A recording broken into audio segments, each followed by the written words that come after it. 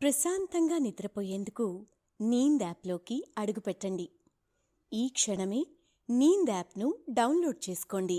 ఒత్తిడిని తగ్గించి ప్రశాంతమైన నిద్రలోకి మిమ్మల్ని తీసుకెళ్లే చక్కని కథలు, ధ్యాన పద్ధతులు, ఆహ్లాదకర సంగీతాన్ని మీరు నీంద్ యాప్లో మాత్రమే వినండి.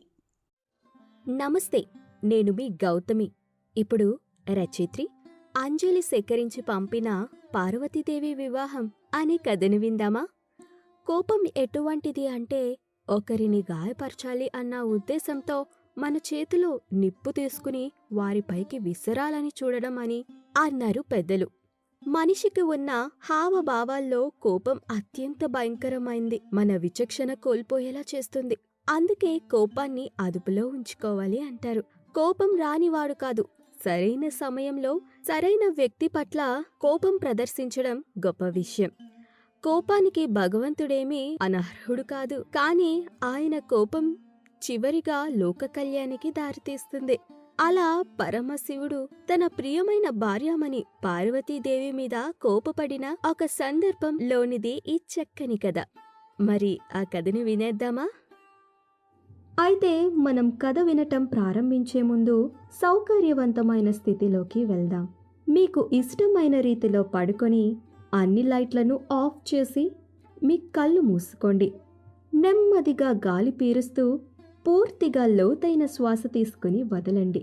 ఈ ప్రపంచాన్ని, ఇవాల్టి జ్ఞాపకాలను మెల్లగా పక్కకు నెట్టి క్రమంగా నిద్రలోకి జారుకునే సమయం ఇది. మరోసారి నెమ్మదిగా గాలి పీలుస్తూ లోతైన శ్వాస తీసుకొని మీ శరీరంలోని ఒత్తిడిని బయటికి వదిలేయండి.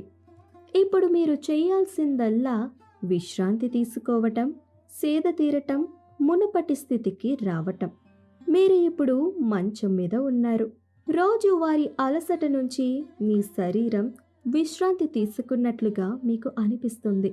కాళ్ళ నుంచి మొదలుపెట్టి మీ అవయవాల్లోని ఒత్తిడిని ఒక్కొక్కటిగా బయటికి పంపించేయండి. మీకోసం అవన్నీ రోజంతా కష్టపడ్డాయి కాబట్టి వాటికి విశ్రాంతి తీసుకునే అర్హత ఉంది. ముందుగా మీ పాదాల్లో మొదలైన విశ్రాంతి అనుభూతి క్రమంగా మీ మోకాల క్రింది భాగానికి చేరుకుంది. అక్కడ నుంచి మోకాళ్ళలోకి ప్రవేశిస్తుంది. ఇప్పుడు మీ కాలి ఎగువ భాగాన్ని విశ్రాంతి తీసుకొనివ్వండి. ఈ విశ్రాంతి అనుభూతి క్రమంగా మీ పొత్తి కడుపు నుంచి వెన్నుముక్క మీదగా ఎగువ వీపు వరకు వచ్చి తరువాత ఛాతీలోకి ప్రవహిస్తున్నట్లుగా గుర్తించండి. అక్కడి నుంచి మీ భుజాల్లోకి, తరువాత చేతుల్లోకి, చివరిగా వేలు కొనల వరకు వెళ్తున్నట్లుగా అనుభూతి చెందండి. ఆపై మీ మెడ, తల, ముఖం వరకు ఆ అనుభూతి ప్రవహిస్తుంది. ఇప్పుడు మీ శరీరం మొత్తం ప్రశాంతంగా, రిలాక్స్డ్గా నిద్రకు సిద్ధంగా ఉంది. త్వరలో మీరు చక్కని నిద్రలోకి జారుకుంటారు. డ్రీమ్ ల్యాండ్లో ప్రశాంతంగా ప్రయాణిస్తారు. ఈ ప్రయాణం ఉదయం వరకు కొనసాగుతూ ఉంటుంది. కాబట్టి మీరు కథను వింటున్నప్పుడు మీ శ్వాసను కూడా అనుసరించండి. అద్భుతమైన నిద్రానుభవం కోసం మీ శరీరం మొత్తానికి విశ్రాంతినిస్తూ స్థిరంగా ఉండండి. ఇప్పుడు కథలోకి వెళ్ళిపోదామా? పరమశివుడు ఎంత శాంతిమూర్తియో అంతకు మించిన కోపం వచ్చినప్పుడు ప్రళయరుద్రుడు అయిపోతాడు. పూర్వము ఒకరోజు తన ప్రియమైన భార్య పార్వతీదేవితో కలిసి సరదాగా ముచ్చటిస్తున్న సమయంలో పార్వతీదేవి శివుడు మెడలో ఉన్న కాపలామాలను చూసి ప్రశ్నిస్తోంది. ఈ కాపాలములు ఎవరివి? మీరు ఎందుకు వాటిని ధరిస్తున్నారు అని అడుగుతుంది. శివుడు చిరునవ్వుతో అవన్నీ పార్వతీదేవి భూమి మీద జన్మయెత్తి మరణించినప్పుడల్లా తన కాపాలాలను ధరిస్తున్నాడు అని చెప్తాడు పార్వతీదేవికి. పార్వతీదేవి ఆశ్చర్యంతో పాటు వెంటనే బాధపడుతుంది. పార్వతీదేవి కళ్ళలో బాధని గమనించిన శివుడు వెంటనే ఏమైంది సతీ, ఎందుకు దిగులు? నువ్వు ఎక్కడ ఉన్నా, ఏ రూపంలో ఉన్నా నేను నిన్ను చేరుకుంటాను. మరెందుకు ఈ విషాదం అన్నాడు. పార్వతీదేవి కాస్త బాధగా, స్వామి, నేను ప్రతిసారి జన్మించి మరణిస్తున్నాను. మీరు మాత్రం కాలానికి అతీతంగా అలానే ఉన్నారు. ఇదెలా సాధ్యం అంది. శివుడు చిరునవ్వుతో, నేను అమరుడిని కాబట్టి అన్నాడు శివుడు. పార్వతీదేవి చిరుకోపంగా, ఆ రహస్యం ఏదో మాకు చెప్పండి, నాకు తెలుసుకోవాలని ఉంది అనగానే శివుడు చిరునవ్వుతో పార్వతీదేవికి అమర కథ చెప్పవలసిన సమయం వచ్చింది అనుకుని, పార్వతీదేవి, నేను నీకు అమర కథను వినిపిస్తాను గాని గుర్తుంచుకో, ఇది ఎంత రహస్యకరమైందో నేను కథ చెప్తున్న సమయంలో నీ పూర్తి ఏకాగ్రత కథ మీదే ఉండాలి అని చెప్తాడు. ఆ రోజు కైలాసంలో ఎవ్వరూ లేకపోవడంతో అదే ఉచిత సమయం అనుకుని కథ ప్రారంభించాడు మహాశివుడు. శివుడు కథ ప్రారంభించిన కొన్ని క్షణాల్లోనే పార్వతీదేవి దృష్టి మరలి తన కుమారుల గురించి ఆలోచించి దేవి మనసు తెలిసిన శివుడు ఉన్నట్టుండి ఆగ్రహించాడు. తాను అంత రహస్యమైన అత్యంత ముఖ్యమైన అమర కథ చెప్తుంటే పార్వతీదేవి చిత్తభంగం అవ్వడం ఆయనకు అస్సలు సహించలేకపోయాడు. వెంటనే ఏకాగ్రత తెలియని నీవు జాలరి ఇంట కన్యగా జన్మించు అని శపించాడు. సూర్యుడు తన ఎరుపు వర్ణాన్ని సముద్రమంతటా వ్యాపించేస్తూ ఆ సముద్ర గర్భంలో కనిపిస్తున్నాడు. అనంత సాగరం కొందరు ఆశ్చర్యంతో దాన్ని చూస్తూ, ఇంకొందరు భయంతో ఉండగా, ఆ సముద్ర తీరాన నివసించే జాలర్లకు సముద్రం తండ్రి వంటిది. వారి జీవనాధారం అది. సాయంకాలం అవడంతో జాలర్లు తమ తమ పడవలను తీరానికి తీసుకురాగా వారి అందరికీ నాయకుడైన పరవుడు అందరికీ జాగ్రత్తలు చెప్తున్నాడు. ఆ రోజు అమావాస్య అవడంతో అలల తీవ్రత కాస్త ఉద్రిక్తంగానే ఉంది. అలల తీవ్రత పెరగసాగింది. కొద్దిగా వారితో చేరిన వారికి మరి జాగ్రత్తలు చెప్తున్నాడు పరవుడు. అందరి పడవలు తీరాన్ని చేరాయి అన్న ధైర్యం కలగగానే తన పడవను తీరానికి తిప్పాడు. పడవను లంకె వేసి బిగించి సముద్రానికి నమస్కరించాడు. అతని కోసం అందరూ ఎదురు చూస్తున్నారు. అంతా కలిసి వారి స్థావరాలకు బయలుదేరారు. తమ స్థావరాల దగ్గర అడుగు పెట్టగానే పిల్లలు వారి తండ్రులను చుట్టుముట్టారు. వారందర్నీ చూసిన పరవుడికి మనస్సులో తెలియని బాధ. అన్నీ ఉన్నా పరవుడికి దేవుడు సంతాన భాగ్యం కలిగించలేదు. అందరికీ వీడ్కోలు చెప్పి బయలుదేరాడు. అతని కోసం అతని భార్య 1000 కళ్ళతో ఎదురుచూస్తోంది. పరవుడు రాగానే నవ్వుతూ స్నానానికి నీళ్లు సిద్ధం చేసింది. పరవుడు వచ్చాక ఇద్దరు కలిసి భోంచేశారు. కాసేపు ముచ్చటించాక తన భార్య దిగులుగా, మనకంటూ సంతానం ఉంటే ఇల్లంతా వారి అల్లరితో ఎంత ముచ్చటిగా ఉండేదో అంటూ ఉంటుంది. ఆ మాటలంటున్న తన కళ్ళలో కన్నీళ్లు గమనించాడు పరవుడు. తనని ఓదార్చి ఇద్దరూ పడుకున్నారు. పరవుడికి కలలో ఏదో కాంతి కనిపించసాగింది. అది తిన్నగా వెళ్లి వారి స్థావరాల దగ్గర ఉన్న రావి చెట్టు కింద మాయమైపోయింది. పరవుడికి ఉన్నట్టుండి మెలకువ రాసాగింది. అసలు ఏంటిదంతా అనుకున్నాడు. అతనికి ఎంత ప్రయత్నించినా నిద్ర రావటం లేదు. పదే ఆ స్వప్నం అతని కన్నుల ముందు రాసాగింది. ఇంటి బయటికి వచ్చి చూశాడు. అమావాస్య అవడంతో కటిక చీకటి వ్యాపించి ఉంది. దూరంగా అలజడి రేపుతున్న సముద్రం శబ్దం వినిపించింది. పరవుడు ఆ చెట్టు వైపుకు నడవసాగాడు. ఆశ్చర్యం! ఆ చెట్టు దగ్గర నుండి ఒక అద్భుతమైన వెలుగు రాసాగింది. పరవుడు తన కళ్ళను తానే నమ్మలేకపోయాడు. ఆ వెలుగు ఉన్న దగ్గరికి వెళ్లి చూశాడు. ప్రకాశవంతమైన మొహంతో ఉన్న ఒక పసిపాప అక్కడ ఏడుస్తూ కనిపించింది. పరవుడు వెంటనే తనని చేతుల్లోకి తీసుకున్నాడు. పరవుడు తీసుకోగానే ఆ అమ్మాయి ఏడుపు ఆపింది. సంతోషంగా ఇంటికి వచ్చాడు. పరవుడు భార్య ఆనందానికి హద్దులు లేవు. దేవుడే కరుణించి తమ కోసం ఆ పసికందును పంపించాడు అని ఇద్దరూ అనుకున్నారు. స్వయంగా శివభక్తుడు అయిన పరవుడు ఆ అమ్మాయికి పార్వతి అని పేరు పెట్టుకున్నాడు. ఆ దంపతులిద్దరూ పార్వతిని అల్లారు ముద్దుగా పెంచసాగారు. వారికే కాకుండా తమ గ్రామాల్లో ప్రజలందరికీ పార్వతి అంటే ఎనలేని అభిమానం. చిన్నప్పట్నుంచి అన్ని కొత్త విషయాలు తెలుసుకోవాలన్న కుతూహలం ఉండేది పార్వతిలో.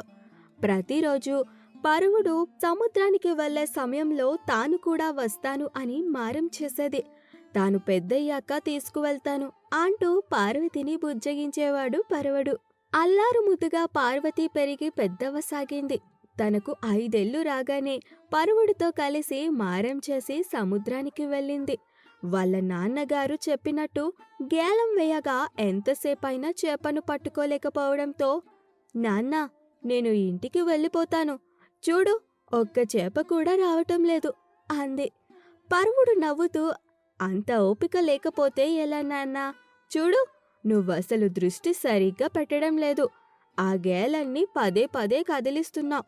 కాస్త నిశ్చలంగా ఉండి ప్రయత్నించు అన్నాడు పరువుడు. పరువుడి మాటలు పార్వతీదేవికి ఎంతో ఆశ్చర్యపరిచాయి. వెంటనే తన నాన్నగారు చెప్పినట్టు ప్రయత్నించి చూసింది. కాసేపటికే చేప తన గేలంలో రావడం, తన ఆనందానికి అవధులు లేకపోవడం రెండూ జరిగిపోయాయి.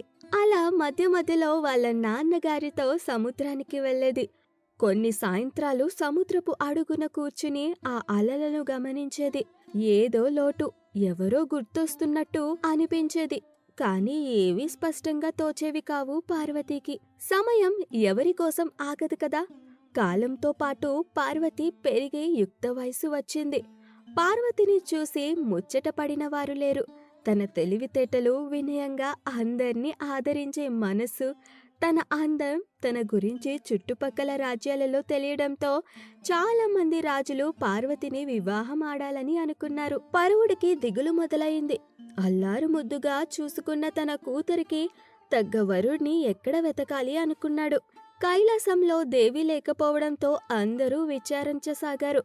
కోపంలో శపించాడు. కాని పరమశివుడు కూడా తన భార్య కోసం పరితపించసాగాడు. నంది తన స్వామి బాధపడడం చూడలేకపోతాడు.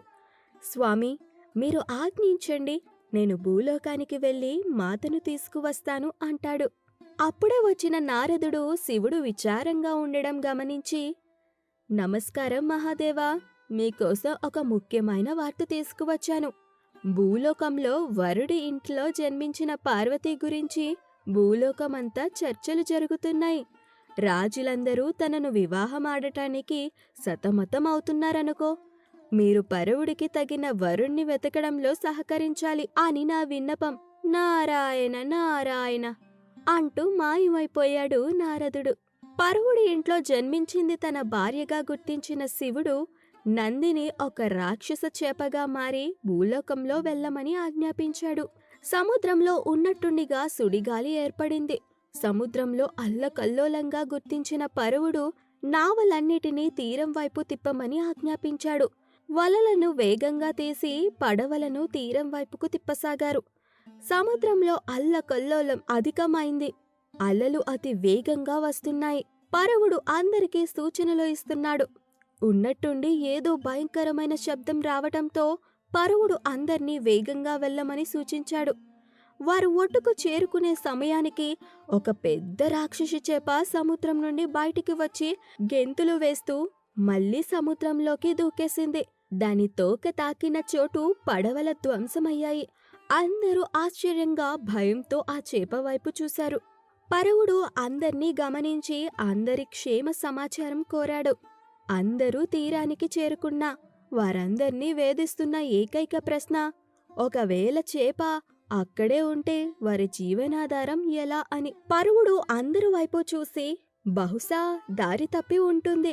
ఒక 2 రోజులు మనం ఎవరం ఇటువైపు రావద్దు, ఆ చేప తిరిగి వెళ్ళిపోతుంది అన్నాడు. అందరితో ఆ మాట అన్నాడే కాని పరువుడికి కూడా లోపల భయంగానే ఉంది. ఆ చేప సుమారు 16 అడుగులు ఉంటుంది. అంత పెద్ద చేపను పరువుడు మొదటిసారి చూడడం. అది వింత రంగులతో క్రూరంగా అనిపించింది. ఆ చేప వెళ్ళిపోతే సరి, లేదంటే తన ప్రజల సంగతి ఏంటి అని ఆలోచించసాగాడు పరువుడు. పరువుడు ఇంటికి రావడం చూసి పరిగెత్తుకుంటూ వెళ్ళి అతని చెయ్యి పట్టుకుని, నాన్నా, నీకోసమే నేను ఎదురుచూస్తున్నాను. ఏంటి ఇవాళ తొందరగా వచ్చేశావ్? సర్లే, త్వరగా రా నాన్నా అంటూ తొందర చేసింది పార్వతీదేవి. వాళ్ళ అమ్మ నవ్వుతూ, ఆగు పార్వతి, కాస్త నాన్నగారిని కుదుట పడనివ్వు అంది. పరువుడు నవ్వుతూ, నా బంగారు తల్లి ఎదురు చూస్తుంది అని తెలిస్తే తొందరగా వచ్చాను. కాళ్ళు చేతులు కడుక్కొని వస్తాను, నువ్వు లోపలికి వెళ్ళమ్మా అన్నాడు. పార్వతి నవ్వుతూ, సరే నాన్నా, త్వరగా రా, నేనివాళ నా చేతులతో పాయసం చేశాను అంటూ లోపలికి వెళ్ళిపోయింది. కాని పరువుడు భార్య ఆలోచించసాగింది. పరువుడే కాదు, అంతా తమ తమ ఇళ్లకు రావడం తాను గమనించింది. తరువాత విషయం అడగొచ్చు అనుకొని మౌనంగా ఉంది. పార్వతి ప్రేమగా వడ్డించగా భోజనం చేస్తూ తన ముందున్న సమస్య మర్చిపోయాడు పరువుడు. భోజనమయ్యాక పరువుడు పక్కన కూర్చుని నవ్వుతూ, "ఏమైంది నాన్నా?" అంది. పరువుడు చిరునవ్వుతో, "ఏమీ లేదు తల్లి, చిన్న సమస్య. ఒక 2 రోజుల్లో అంతా సరైపోతుంది. నువ్వు ఎప్పుడూ అంటావుగా నేను నీతో సమయం గడపనని. ఈ 2 రోజులు నేనింట్లో నీతోనే ఉంటాను" అన్నాడు. పార్వతి నవ్వుతూ, "సరే నాన్నా" అంది. 2 రోజులు అతి వేగంగా గడిచిపోయాయి. 3వ రోజు ఉదయాన్నే అందరూ కలిసి పడవల్లో బయలుదేరారు. అందరిలో ఏదో తెలియని భయం. ఒకవేళ ఆ రాక్షసి చేప అక్కడే ఉంటే వారు కొత్త స్థావరాన్ని వెతుక్కోవలసిందేనా? అలా అయిన పక్షంలో అసలు ఎక్కడికి వెళ్ళేది? వారు తరతరాల నుండి ఉంటున్న ప్రాంతాన్ని వదిలి ఎక్కడికి వెళ్ళేది? పరువుడు మనస్సులో దేవుణ్ణి ప్రార్థించసాగాడు, ఆ మృగం వెళ్ళిపోవాలి అని. వారు వెళ్లేసరికి ఎంత నిశ్శబ్దం! అలల శబ్దం అతి వేగంగా వినిపిస్తుంది. పరువుడు అందర్నీ చూసి, "ముందుగా ఒక పడవను ఊరికే పంపిద్దాం. ఆ మృగం ఇంకా ఉండి ఉంటే ఖచ్చితంగా పడవను ధ్వంసం చేస్తుంది" అన్నాడు. అందరూ అంగీకరించారు. ఒక పడవలో చేపల కోసం వేసే ఆహారాన్ని వేసి దాని సముద్రంలోకి వదిలారు. కొద్దిసేపటి వరకు ఎలాంటి అలికిడి లేదు. పడవ ప్రశాంతంగా ఆ నీటిలో కదలాడుతూ వెళ్తుంది. అందరి మొహాల్లో ఒక ప్రశాంతత ఏర్పడింది. ఉన్నట్టుండి మళ్ళీ సముద్రం అల్లకల్లోలంగా మారిపోయింది. ఆ రాక్షసి చేప వచ్చి పడవను అస్తవ్యస్తం చేసి వెళ్ళిపోయింది.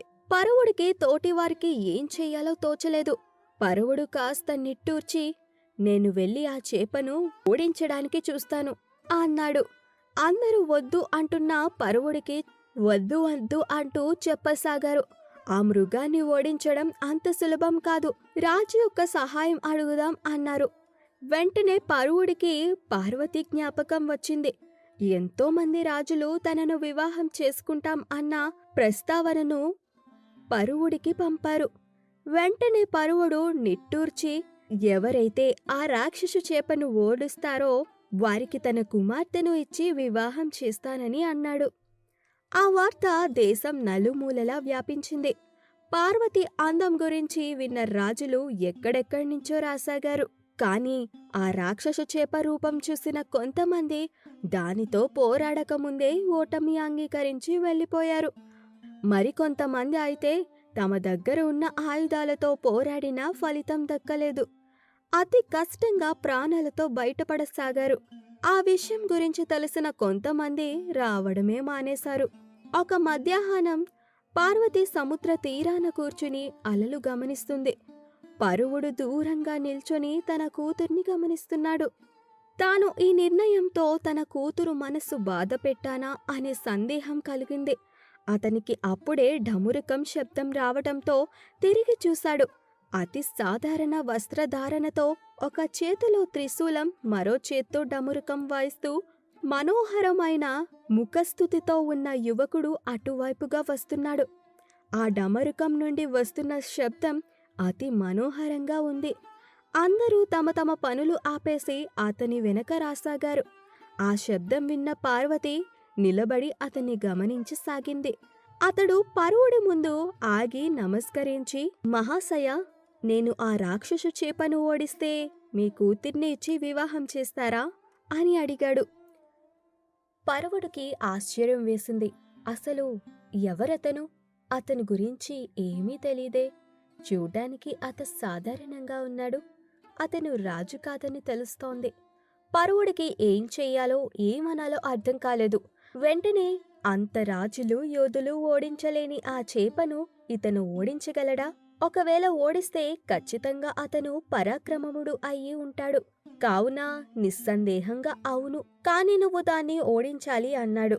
ఆ యువకుడు నవ్వుతూ అలాగే అని సముద్రం వైపుకి నడిచాడు. పార్వతి అతన్ని అలాగే గమనిస్తోంది. ఆ యువకుడు పార్వతి వైపు చూసి చిరునవ్వుతో తన డమురుకాన్ని కింద పెట్టి త్రిశూలంతో సముద్రంలోకి వెళ్ళసాగాడు. అందరూ ఆ వింతను ఆశ్చర్యంగా చూడసాగారు. పెద్ద పెద్ద నావలు కవచాలు వేసుకుని వెళ్ళిన రాజులు ఆ చేపని చూసి ఓటమి అంగీకరించారు.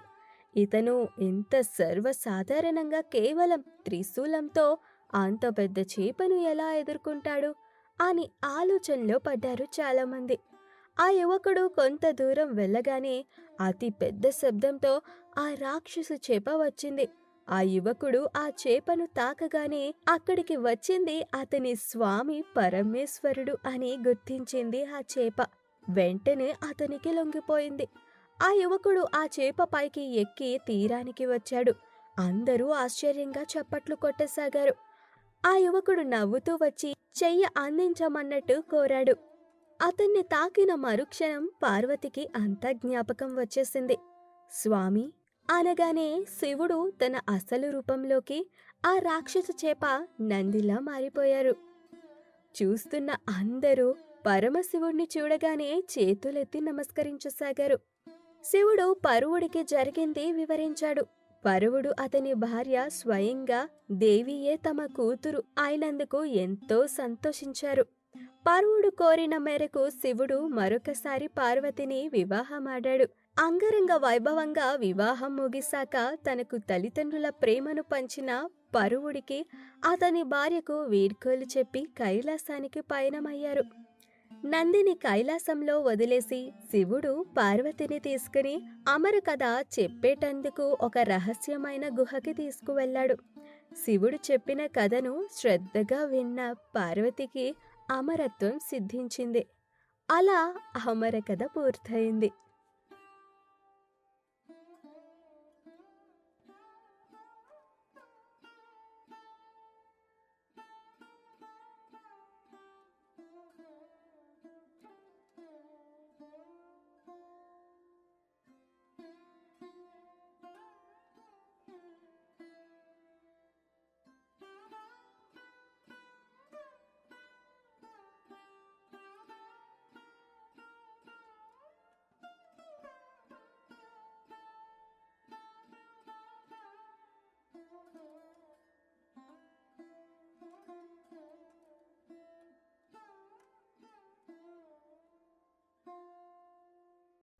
ప్రశాంతంగా నిద్రపోయేందుకు నీంద్ యాప్లోకి అడుగుపెట్టండి.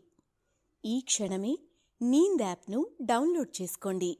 ఒత్తిడిని తగ్గించి ప్రశాంతమైన నిద్రలోకి మిమ్మల్ని తీసుకెళ్లే చక్కని కథలు, ధ్యాన పద్ధతులు, ఆహ్లాదకర సంగీతాన్ని మీరు నీంద్ యాప్లో మాత్రమే వినండి. ఇవే కాకుండా పలు రకాల స్లీప్ ప్రోడక్ట్స్ అయిన sleep gummies, milk mix, sleep tea bags గురించిన సమాచారం తెలుసుకోవచ్చు. ఈ ప్రోడక్ట్స్కి మీరు బానిస అయ్యే అవకాశమే లేదు. వీటిని వాడడం వల్ల మీకు ఎటువంటి సైడ్ ఎఫెక్ట్స్ కూడా ఉండవు.